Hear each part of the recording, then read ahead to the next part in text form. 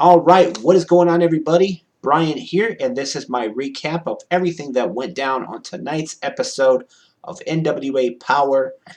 This was the go home episode before this Friday's huge NWA event called Hard Times. Hopefully, I will have a recap video up for that one. Hopefully, I'll be able to watch it Friday. If not, then I'll still make a predictions video for it, but hopefully, I'll be able to watch it Friday. So let's just get right into it. Uh, we had Tasha Steelz take on Thunder Rosa in the opening match. Thunder Rosa picked up the win in that one. That was a bit of a rematch from Into the Fire back, I believe, the middle of December. So Thunder Rosa picked up the win there. We had there was a couple of segments, interview segments, one involving Robert Gibson, talking about the huge main event for this particular episode. Ricky Morton, his tag team partner, would challenge Nick Aldis for the NWA World title. We also heard from Eli Drake and James Storm. That was another segment on this episode.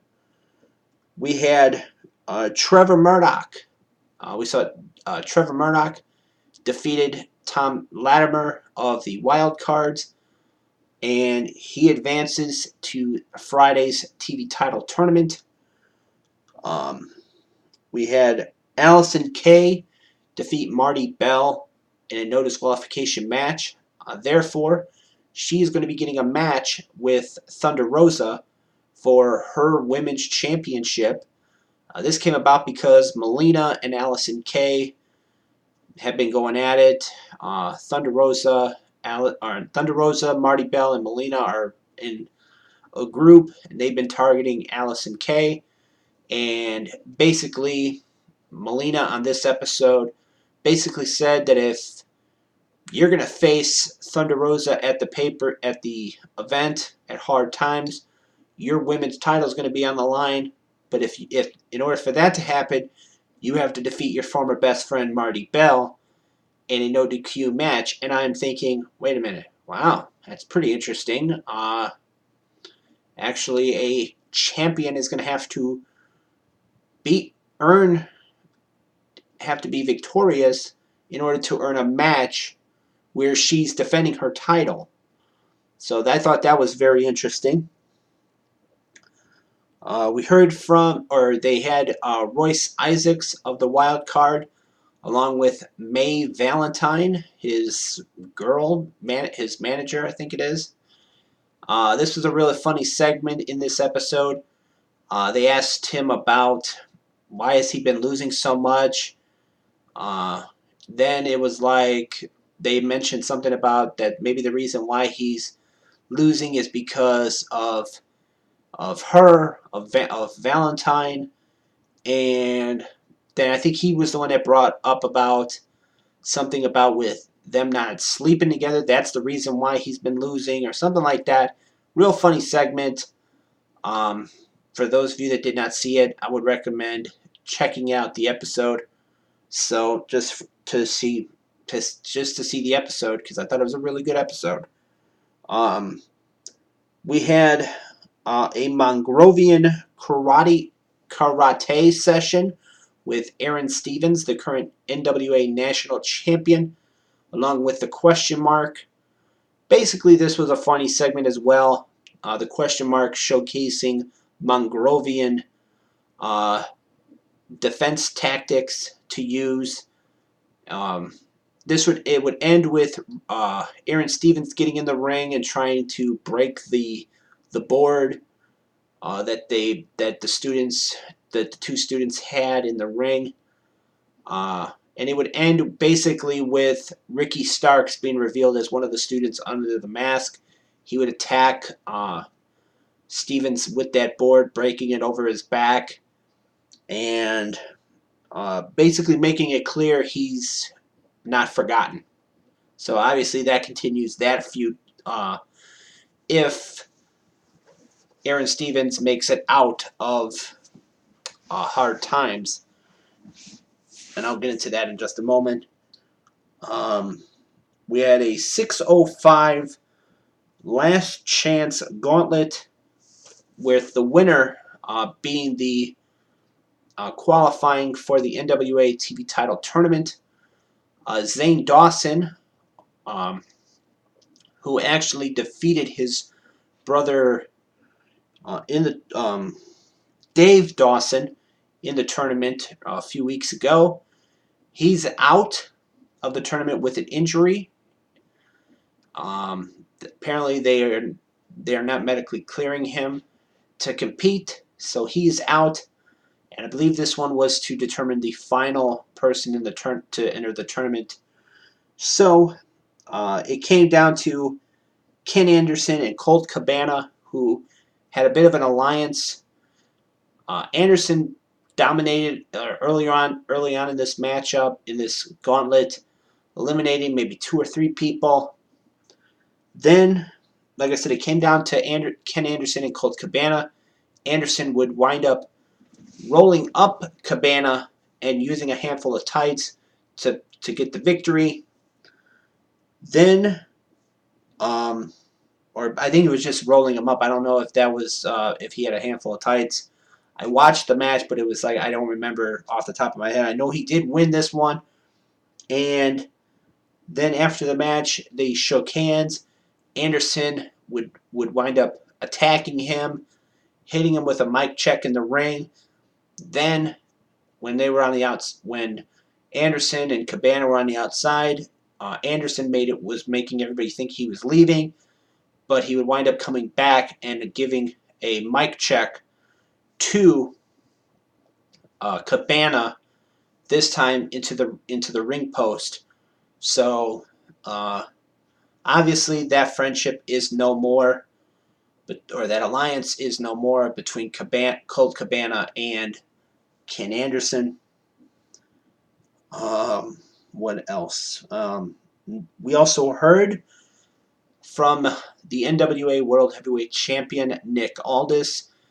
Not much talking about the main event, but this is I think this was like a pre-taped where he was talking about Marty Scurll, the villain, who, as most of you know, has re-signed with Ring of Honor, and is their head booker now.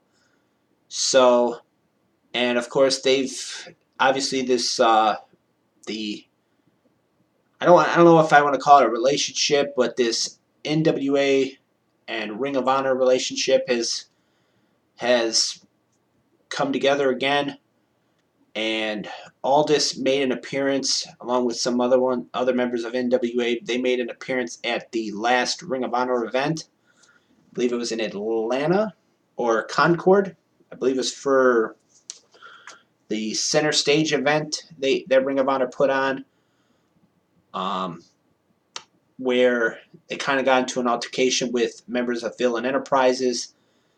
Then, of course, they got involved. Aldis made an appearance after a Ring of Honor World title match where he attacked Flip Gordon. This would then make Flip Gordon and Nick Aldis would be scheduled to happen this Friday at NWA's Hard Times event. He basically was talking about that. There was also an interview with Flip Gordon that they showed where he was talking about coming to Atlanta to go after Aldis and the belt and the NWA title. And then of course the main event, Nick Aldis defending the NWA World title against Ricky Morton on this episode. Sorry guys if I'm mumbling around, trying to make sure I don't miss anything. The matchup I thought was really good. Aldis got the victory, retained the title over Ricky Morton. Valiant effort by Morton. He's showing that he still got it, that he still has it, and he can go with the best. So Aldis retained. Then you would start seeing cutting of Marty Scurll's music and then it would show it's hard times are here, Nick. See you Friday.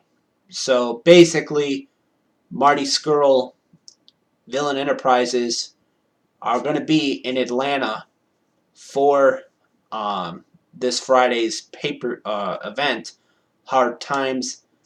Also wanted to mention that in that promo that or that pre-taped promo of Nick Aldis, he said that he's going to be at Ring of Honor's free enterprise, which is an event for free. You can get free tickets. So it's going to be interesting to see what happens there. They also announced at Hard Times, as far as the matches are concerned, Aaron Stevens is going to defend his national championship against Big Papa Pump Scott Steiner. They also announced that